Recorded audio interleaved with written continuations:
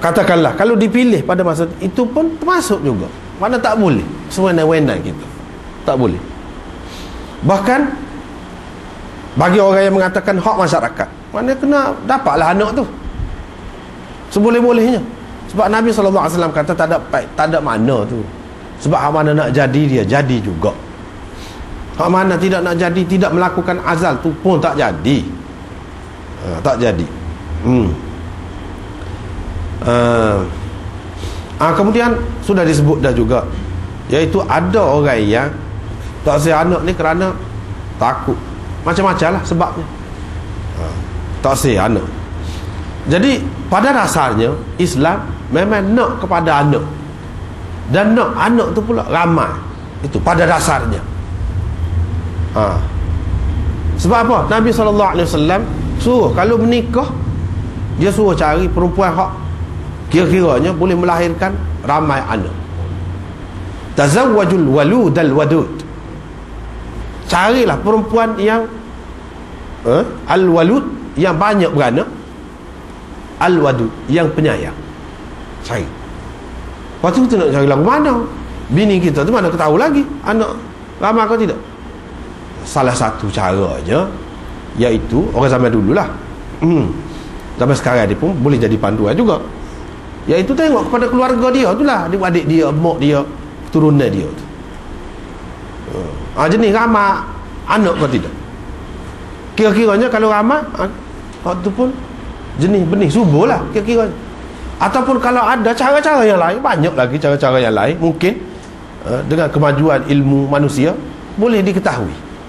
Tak apa, guna ilmu itu untuk memastikan orang yang kita nak menikah tu dia mampu melahirkan anak yang ramai.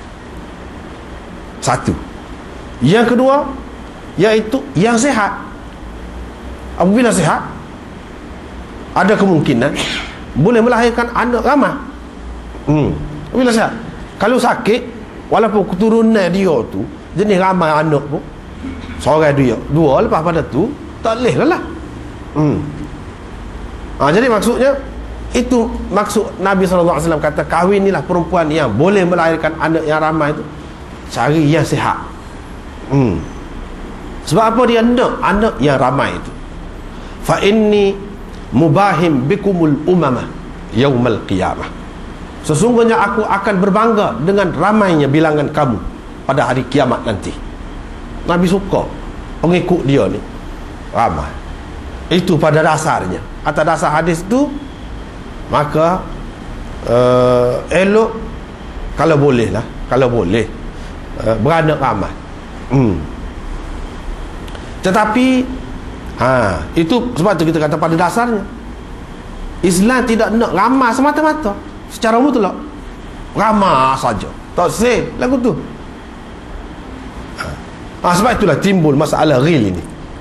Dalam satu hadis yang lain, dalam hadis Abu Daud dan Musnad Ahmad, Nabi SAW ada bersabda, la taqtulu awladakum sirra fa innal ghil yudrikul faris fayuda'thiruhu an farasih. Dia kata jangan kamu membunuh anak-anak kamu secara sulit. Jangan bunuh anak-anak kamu secara sulit. Macam mana? Kerana ghil itu, ghil, inilah yang kita duduk bincang. Ghil itu apabila dia besar, dia akan bertembung, dia akan berlawan dengan berkuda, pasukan berkuda. Dia akan tumbang, jatuh daripada kuda. Tidak kuat lah, maksudnya tidak kuat, tidak boleh bertahan di atas belakang kudanya apabila dia berlawan. Itu cerita pada masa dulu, naik kuda, maknanya tak kuat lah, maksudnya tak kuat. Apabila berlawan, boleh dikalahkan oleh musuh. Itu ghil. Ghil ni macam mana? Kita duduk bincang, iaitu pada ketika mengandung, menyusukan anak, ataupun ketika menyusu tu mengandung. Serupalah. Anak dalam perut tu pun ghil, hak sedang menyusu tu pun ghil juga. Serupa. Hak ni menyebabkan jadi lemah. Di suatu ketika dulu Nabi SAW pernah kata begitu. Lepas pada tu dia kata, Saya pun ingat, saya pun tengok orang Rum dan Farsi melakukan begitu. Yang ni real itu ada. Pada masa isteri dia sedang mengandung, maknanya dia bersetubuh juga dengan isteri isteri dia sedang mengandung. Anak dia tu ada dan sedang menyusu lagi, kecil lagi. Tak ada besar lah, kecil lagi. Tak ada apa-apa segar apa. Lepas pada tu, dengan makna yang kedua, anak di luar ni sedang menyusu. Anak dalam perut ni, janin anak dalam perut ni, apabila dia lahir sihat pun tak ada apa-apa. Orang-orang Rum dan Farsi. Jadi kalau begitu, kita pun tak ada apa-apa. Mana di peringkat kemudiannya Nabi SAW kata tak apa. Apa makna ni semua? Seolah-olahnya kita nampak macam Nabi SAW ni terikut-ikut dengan orang, nampak orang lain buat molek, tak ada apa, kita pun tak apa. Sedangkan dulu dia kata tu atas dasar apa? Atas dasar apa? Hak dia tak buih, dia kata lemah tu. Lepas tu dia kata tidak lemah pun orang Rum dan Parsi. Hak dulu dia kata tu atas dasar apa? Atas dasar wahyu ke atas dasar ijtihad? Itulah timbul hak tadi. Ulama kata Nabi ni boleh berijtihad. Sebab kalau kita kata wahyu, macam mana boleh silap kalau wahyu? Kalau hak dia kata dulu, mesti tepat lah lagu tu. Sebab tu dia kata ini ijtihad. Lepas tu ijtihad Nabi SAW boleh salah kah? Pula timbul persoalan. Ahli-ahli usul bahas, boleh jadi dalam perkara-perkara dunia, mana pendapat dia tidak lebih baik daripada hak orang lain. Banyak perkara, contoh-contoh yang lain banyak. Yang mana sahabat tegur Nabi SAW, kalau kita buat begini lebih baik. Begitu Nabi SAW kata. Ya begitu Nabi SAW pakai hak dia. Jadi makna ini termasuk dalam ijtihad Nabi SAW. Tapi itu kurang sedap tu, kurang sedap tu. Nampak lemah, tak kuat. Jadi apa yang disebut dalam ni setakat tu je. Kalau kita baca setakat tu, jadi nampak macam tak kuat.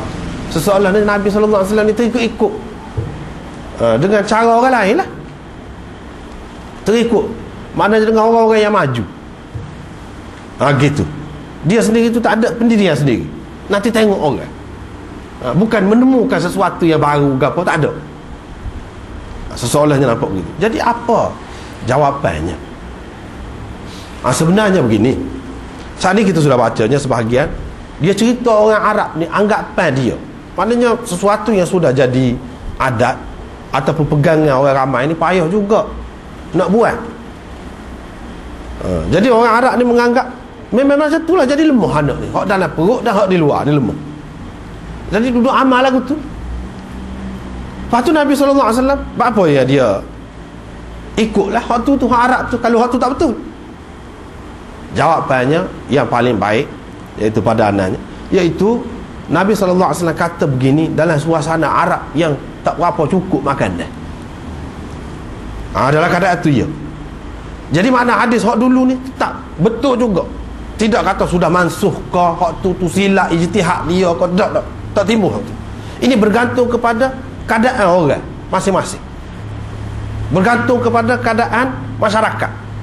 Kalau masyarakat tu makanan dia cukup, sihat, kehidupan dia tu terjamin molek, terkawal molek, tak apa. Kalau tengah menyusu, sudah mengandung dah, dan dia sihat, tak apa, tidak membahayakan. Memang bahayalah kalau tak cukup makan, dan memang jadi lemah lah. Sebab apa? Sekarang ni ibu lagi nak makan, anak dalam perut lagi nak makan, lepas tu anak yang menyusu lagi nak makan. Sedangkan yang dimakannya buah tamak, berapa butir buah tamak, ataupun lain-lain makanan yang tidak mencukupi roti kering saja, kita kata. Dalam suasana itulah Nabi SAW kata la taqtulu auladakum sirra, jangan kamu bunuh anak-anak kamu secara sulit. Bunuh anak kamu secara sulit ni lagu mana? Jadi apabila dia pergi perang, dia tidak kuat, dia akan kalah, dia akan terbunuh. Sesoalannya kita lah yang membunuh dia. Bapa kita melahirkan dia tu dalam keadaan lemah. Maknanya Islam tak say anak yang lemah. Pada ketika tu, kalau kita dikurang makan, kena jaga. Kalau kita kurang sihat, janganlah nak beranak acap sangat, jadi bahaya kepada kita. bahaya kepada ibu, bahaya kepada anak dalam perut, dan bahaya kepada yang sedang menyusu. Bahaya belaka. Tak boleh. Itu termasuk dalam hadis Abu Daud dan Musnad Ahmad itu. Hak dalam Muslim ini maknanya dalam keadaan serba cukup. Dalam keadaan serba cukup, makan tu buah-buah lagi, sayur-sayurnya banyak, makanan banyak. Hidup dalam keadaan yang sihat, terkawal semua. Isteri tu pula orang yang sihat pula. Tak apa, tak jadi masalah. Hadis ini menunjukkan kalau seseorang tu nak ramai, kalau dia tidak kahwin, ramai lah. Kalau dia nak ramai juga, tak apa. Dalam keadaan sihat, kalau dekat-dekat pun ada. Sehingga hak ni sedang menyusu lagi, hak ni sudah mengandung, tak apa. Tidak jadi bahaya. Jadi maknanya kedua-dua hadis itu boleh dipakai. Dan tidak timbul masalah Nabi ikut orang ke apa ke, tidak. Kalau dia ikut hak Arab, mana tentu dia kata tak boleh lah dalam semua keadaan. Dalam semua keadaan tak boleh. Kalau dia ikut hak Rum pula, bermakna dalam semua keadaan boleh? Tidak. Ini maknanya kedua-dua hadis ni. Yang pertama, hadis yang pertama dalam keadaan susah, dalam keadaan tidak sehat, dalam keadaan tidak cukup makan, kena jaga. Kena jaga. Sebab itu membahayakan. Berarti kita membunuh anak-anak kita. Kita membunuh anak-anak